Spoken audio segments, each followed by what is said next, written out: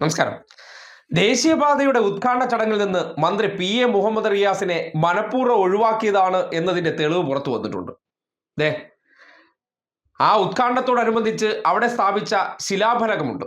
ഈ ആദ്യ സ്ട്രെച്ച് ഉണ്ടല്ലോ, ഈ തലപ്പാടി വരെയുള്ള ആദ്യ സ്ട്രെച്ചിൽ ഉദ്ഘാടനത്തിന് ശേഷം സ്ഥാപിച്ച ശിലാഫലകത്തിൽ മന്ത്രി PA മുഹമ്മദ് റിയാസിന്റെ പേര് വെണ്ടയ്ക്ക അക്ഷരത്തിൽ അച്ചടിച്ചു വെച്ചിട്ടുണ്ട്. ഇന്നിപ്പോ സംഘികൾ യാതൊരു ഉളുപ്പുമില്ലാതെ അവിടെ പോയിരുന്ന് മാമനും കൊച്ചച്ഛനും അളിയനെല്ലാം കൂടി ചേർന്നിരുന്ന് ഒരു ഉദ്ഘാടനം നടത്തിയിട്ട് പോകുമ്പോൾ അതിന്റെ അന്തസ് കേട് ആർക്കാണ്? ഒരു സംസ്ഥാനത്ത് വരുമ്പോൾ ഇവനെയൊന്നും മൈൻഡ് ചെയ്യാൻ ഒരു പട്ടി പോലും ഇല്ലാത്തൊരു അവസ്ഥയുണ്ടെന്ന് പറഞ്ഞാൽ എന്താണ് അത് തുറന്നു കാട്ടുന്നത്? അതായത് ഈ നാട്ടിൽ ഇവർക്കറിയില്ല, അധികാരമോഹികളാണെന്നാണ് കരുതുന്നത്. കൂട്ടത്തിലുള്ള ഒരുത്തനെ ഒഴിവാക്കി കഴിഞ്ഞാൽ ബാക്കിയുള്ളവർ അവിടെ ക്യാമറയ്ക്ക് വേണ്ടി ചെല്ലും എന്നാണ് കരുതിയത്. പക്ഷേ ഒരു മനുഷ്യരും ചെന്നില്ല. അപ്പോൾ സ്വാഭാവികമായിട്ടും അവരും അവരുടെ കുടുംബക്കാരും എന്തോ ഒരു പ്രവർത്തനം ചെയ്തിട്ട് പോയി നല്ല അന്തസ്സായിട്ട് അവിടെ ഒരു രാമനാട്ടുകരയിൽ ഒരു റോഡ് ഷോയും ഒപ്പം തന്നെ ഉദുമ MLA അതിൻ്റെ ഉദ്ഘാടനം കൂടി നിർവഹിച്ചപ്പോൾ അതിൻ്റെ പുറത്ത് വന്നിരുന്ന് സംഘികൾ ഈ കോപ്രായം കാണിച്ചിട്ട് പോയിട്ടുണ്ടെങ്കിൽ ആരാണ് നാണം കെട്ടത്? അവിടെ റിയാസിനെ പുറത്താക്കി എന്ന പേരിലൊക്കെ ഒരു വാർത്ത സൃഷ്ടിച്ചുകൊണ്ട് അയാളെ മന്ത്രി എന്നതിനപ്പുറം മരുമോൻ എന്ന പേരിലേക്ക് ചിത്രീകരിക്കുന്ന സംഘി വിവരക്കേടുകളെ കൂടി നാടിന് കാണാൻ പറ്റുന്ന ഒരു സാഹചര്യം ഉണ്ടാകുന്നുണ്ട്.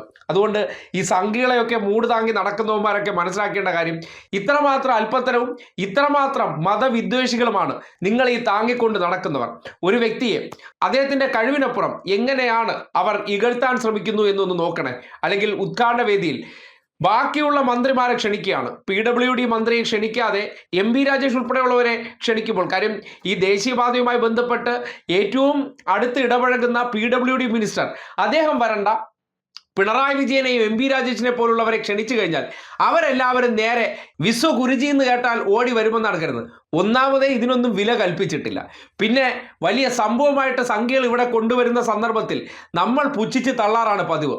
പിന്നെ കേരളത്തിലേക്ക് വരുമ്പോൾ ഒരു ആതിഥേയ മര്യാദ അത് നമ്മൾ ഇങ്ങോട്ട് തന്നാൽ കൃത്യമായിട്ട് കൊടുക്കാറുണ്ട്. അതില്ലേ, ഇവിടെ വന്ന ഡോഗ് വിലയാണ്. അതാണ് ഇന്ന് കണ്ടിട്ട് പോയത്.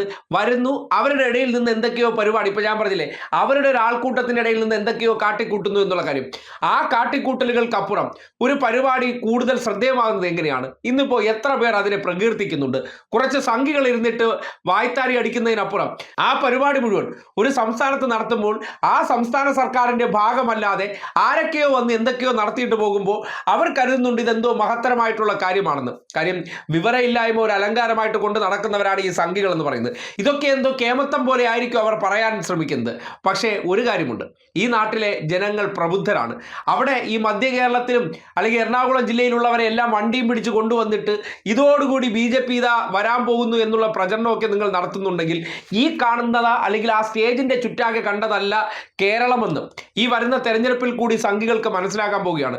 തോന്നിവാസവും തെമ്മാടുത്തവും ഒക്കെ കാണിച്ചതിന് ശേഷവും എങ്ങനെ കേരളത്തിന്റെ പദ്ധതികൾ മുടക്കാമെന്ന് ഇവർ ഗവേഷണം നടത്തിക്കൊണ്ടിരിക്കുന്നവർ എന്തിനേറെ പറയുന്നു, പ്രളയത്തിനും ഏറ്റവും ഒടുവിലുണ്ടായ വയനാട് ദുരന്തത്തിൽ പോലും ഈ നാടിൽ നിന്ന് പിരിച്ചുകൊണ്ടുപോയ പൈസയുടെ ഒരു വിഹിതം, അല്ലാതെ എവന്റെ ഒന്നും കുടുംബത്തിൽ നിന്നല്ല, ഈ നാട്ടിൽ നമ്മൾ ഉൾപ്പെടുന്ന മലയാളികൾ കൊടുത്ത പണത്തിന്റെ ഒരു വിഹിതം നമുക്ക് കിട്ടേണ്ടതാണ്. അത് തരാത്തവന്മാർ ഒരു വ്യക്തിയെ മുസ്ലിം ആയതുകൊണ്ട് ഒഴിവാക്കി നിർത്തിയതിനു ശേഷം അയാൾ ചെയ്ത പ്രവർത്തനങ്ങൾ എന്താണെന്ന് ദേശീയപാത അതോറിറ്റി തന്നെ പുറത്തിറക്കിയിരിക്കുന്ന ആ ഉദ്ഘാടനത്തിന് വേണ്ടിയുള്ള ആ സ്റ്റോണിൽ അതിൽ പേര് കുറിച്ചിട്ടുണ്ടെങ്കിൽ അവർക്കറിയാം എത്രമാത്രം എഫേർട്ട് റിയാസ് എടുത്തിട്ടുണ്ടെന്ന്. അതുകൊണ്ട് അല്പന്മാരായ സംഘികൾ ഒഴിവാക്കിയിട്ടുണ്ടെങ്കിൽ അതിനെ ഒരു പൊന്തൂരായിട്ടാണ് നാട് കാണുന്നത്. ഒരുത്തരെ ഒഴിവാക്കി നിർത്തിക്കഴിഞ്ഞാൽ പിന്നെ മൂട് താങ്ങി പോകാനെന്ന് പറഞ്ഞാൽ ഈ നാട്ടിൽ സംഘികളല്ല ബാക്കിയുള്ളവർ എന്നതിൻ്റെ തെളിവാണ് ആ പരിപാടിയുടെ ഭാഗത്തേക്ക് ഈ സർക്കാരിൻ്റെ ഭാഗമായിട്ടോ അല്ലെങ്കിൽ ഇതിൻ്റെ പ്രതിനിധികളോ പോകാത്തതെന്നുള്ള യാഥാർത്ഥ്യമാണ് പുറത്ത് കാണുന്നത്. അതാണ് ഇടതുപക്ഷം LDF അല്ലാതെ മറ്റാർക്കിത് ചെയ്യാൻ പറ്റും. സംഘികൾ ഇങ്ങോട്ട് എന്ത് കാണിച്ചാൽ അതിൻ്റെ ഇരട്ടി കാണിക്കുമെന്നുള്ളതാണ് സമാന്തരമായിട്ടുള്ള ഉദ്ഘാടനവും റോഡ് ഷോയും എല്ലാം നടത്തിയത്. അവിടെ വന്നൊരു ഫ്ലാഗ് ഓഫ് ചെയ്തിട്ട് പോയപ്പോൾ എത്ര പേർ കണ്ടു? ആ നാട്ടിൽ അത് യാഥാർത്ഥ്യമാക്കാൻ വിയർപ്പൊഴുക്കിയവർ അവിടെ കൃത്യമായിട്ട് നാട്ടുകാരുടെ മുന്നിൽ ചെയ്യേണ്ടതെല്ലാം വൃത്തിക്ക് ചെയ്തിട്ടുണ്ട്. അതുകൊണ്ട് ഒരാളെ ഒറ്റതിരിഞ്ഞ് ഒഴിവാക്കാമെന്ന് നിങ്ങൾ കരുതുകയാണെങ്കിൽ അയാളെ ചേർത്ത് പിടിച്ച് മുന്നോട്ട് പോവുകയാണ് ഈ നാടിന്റെ രാഷ്ട്രീയം എന്നുള്ളതാണ്. റിയാസിന് പിന്നിൽ സർക്കാരും ഈ നാടെല്ലാം ഒറ്റക്കെട്ടായി അണിനിരന്നു എന്നുള്ളതാണ് യാഥാർത്ഥ്യം.